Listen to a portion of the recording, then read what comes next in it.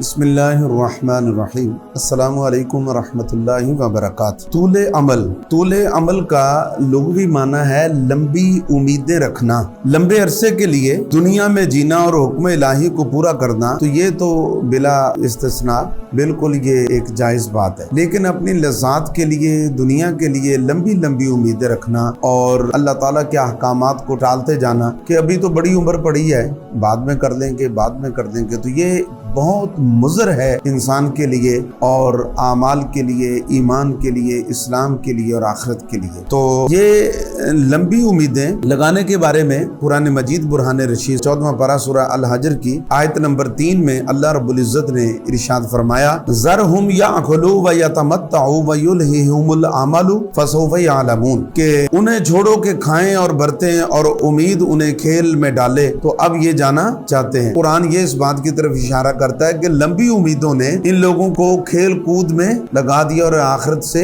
اپنی موت بھول گئے۔ یہ دیکھیے کہ رب ذوالجلال نے کس طرح بندے کی ہماری اصلاح فرمائی کہ ہم نیک اعمال کو چھوڑ دیں اور لمبی امیدیں لگا لیں کہ کل کر لیں گے، پرسوں کر لیں گے، آئندہ کر لیں گے، پھر کر لیں گے۔ تو یہ بہت بڑا مضر ہے، اس سے بچیں۔